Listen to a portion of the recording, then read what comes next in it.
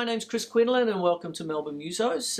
What I want to do now is sort of describe what you just heard and what you were going to hear for the rest of the show, with a couple of little tidbits of information and all that sort of business. What I try and do with the drums, with the triggers and all of that business is obviously very different and fairly, hopefully, unique to this show. I mean, if I was going to keep this as a teaching show and all that, I'm up against a world of YouTube and the information out there, the world of Wikipedia. You know, if I can actually point you to things on the internet and all that, my job is done.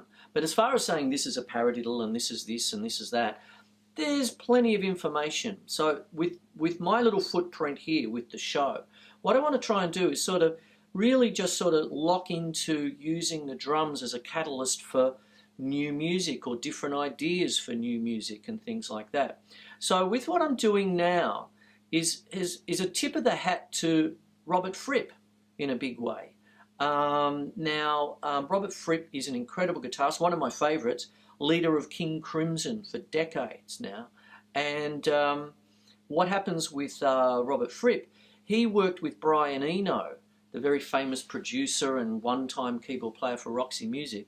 And what happened with them is they got together in the 1970s and developed pretty much looping, but with reel-to-reel tape decks. So they'd get a reel-to-reel tape and loop it between two tape decks and get these 20-second, 30-second soundscapes and all of this sort of business. And Robert Fripp would play over the top of what Brian Eno was doing. And I use Brian Eno's apps to this day. I mean, on smartphone app such as Air is a beautiful Celtic voice and voices coming through. And funnily enough, the tonality of that is in F.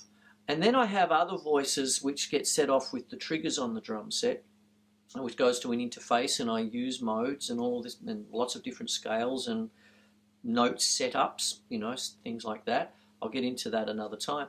But what happens is that I juxtapose it all as if it was a long loop, you see.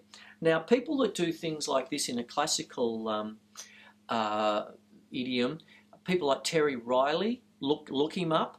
This is the point of the show. I'm going to, you know, name drop like crazy so that you can just go, Terry Riley, go and listen to some of his stuff on YouTube. And he will get a repetitive motif, if you like.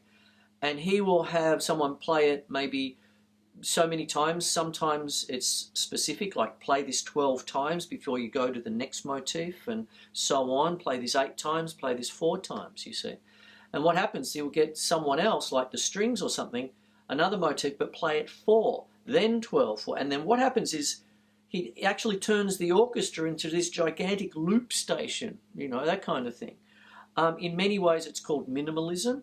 And, you know, you have people like Philip Glass, who are like the kings of minimalism, you know, that kind of thing. And these kinds of things influence my work on the drum set. So I hope you get something out of what I'm about to play. It is a piece of music, and rather than just a drum solo, I really try and think like, you know, like looping and soundscapes, movie soundtracks. I'll use anything. And try and just get different sounds together and move them around. So I hope you enjoy what I do.